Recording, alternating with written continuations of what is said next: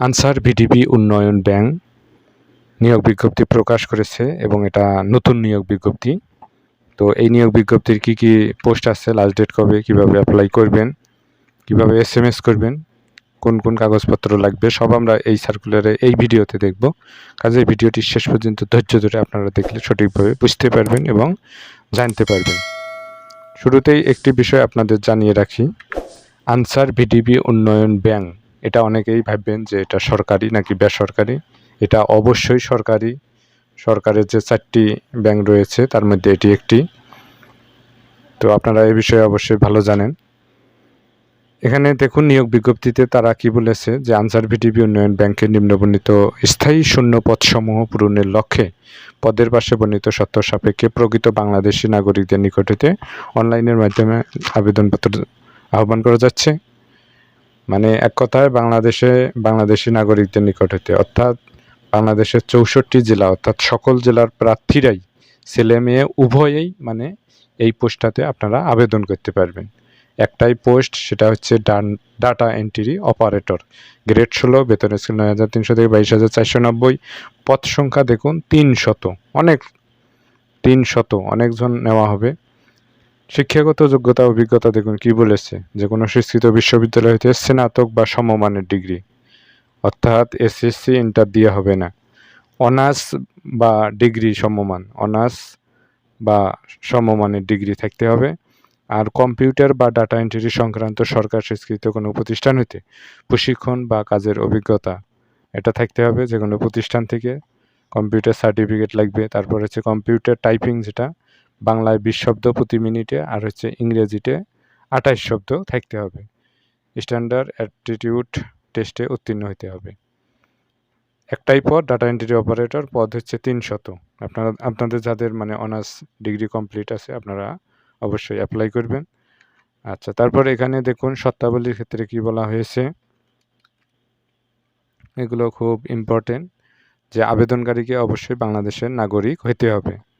তারপর হচ্ছে আবেদনকারীর নাম, পিতার নাম, মাতার নাম, জন্ম তারিখ, নিজ জেলা সহ অন্যান্য সকল তথ্য সংশ্লিষ্ট সনদে যেভাবে লেখা রয়েছে, মানে আপনার সার্টিফিকেট, জাতীয় পরিচয়পত্রে যেভাবে আছে, হ্যাঁ, আবেদন ফর্মে এবং পরবর্তীতে হুবহু সেভাবে লিখতে হবে। মানে অ্যাপ্লিকেশন করার সময় সার্টিফিকেট, এনআইডি কার্ডে যা যা তথ্য আছে, যেভাবে নাম আছে, সেইভাবেই আপনাকে মানে ফিল আপ করতে হবে অ্যাপ্লিকেশন করার সময়। ভুল করাই যাবে না।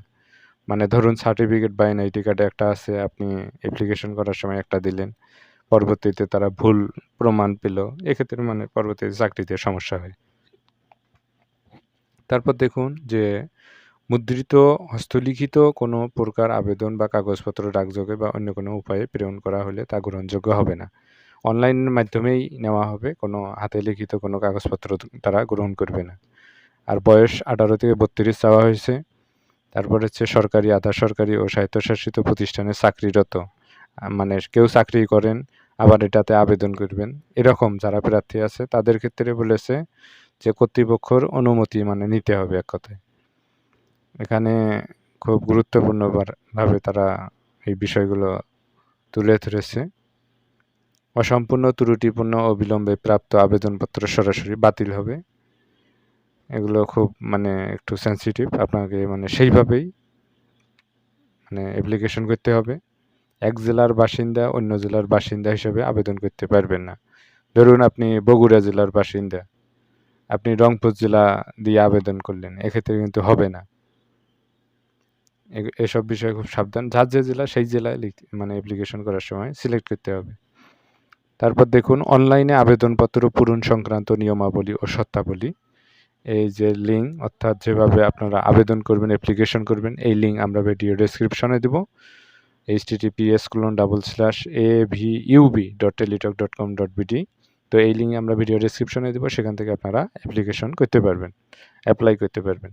অনলাইনে আবেদনপত্র শুরুর তারিখ হচ্ছে 14/5/2026, 10টা থেকে শুরু হবে। আর হচ্ছে অনলাইনে আবেদনপত্র পূরণের শেষ তারিখ অর্থাৎ লাস্ট ডেট এই সার্কুলারের 13/6/2026 বিকাল 5টা।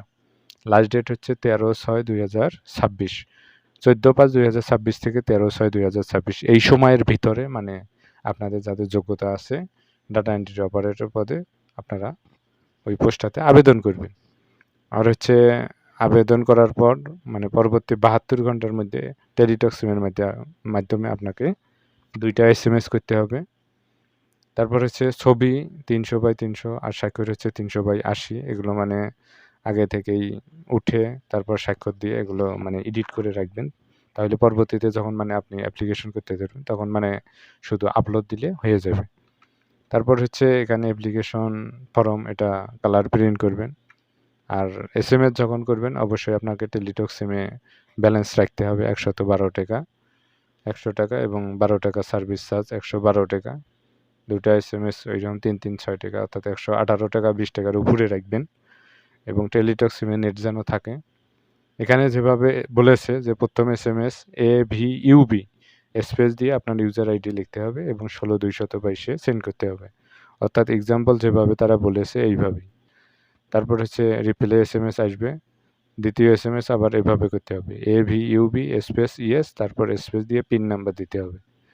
দিয়ে আবার পাঠাতে হবে ১৬,২২২ তাহলে আপনাকে ফিরতি এসএমএস দিবে যে কনগ্রাচুলেশন আপনার নাম দেখাবে। এক্সাম্পলে যেভাবে বলেছে তারা ঠিক সেইভাবে আপনারা এসএমএস করবেন। ভুল করা যাবে না এবং টেলিটক সিমে অবশ্যই মানে আগেই রিচার্জ মেইন ব্যালেন্স থাকতে হবে। ভিউয়ার্স আশা করি ভালো লেগেছে। তো মানে ডাটা এন্ট্রি অপারেটর পদে যাদের মানে চাকরির আশা আছে ৩০০ জন লোক নিবে, ৩০০ পদ। তো যাদের অনার্স ডিগ্রি পাস করা আছে, মাস্টার্স কমপ্লিট এই বিষয়ে অভিজ্ঞতা আছে, সার্টিফিকেট আছে, পারবেন।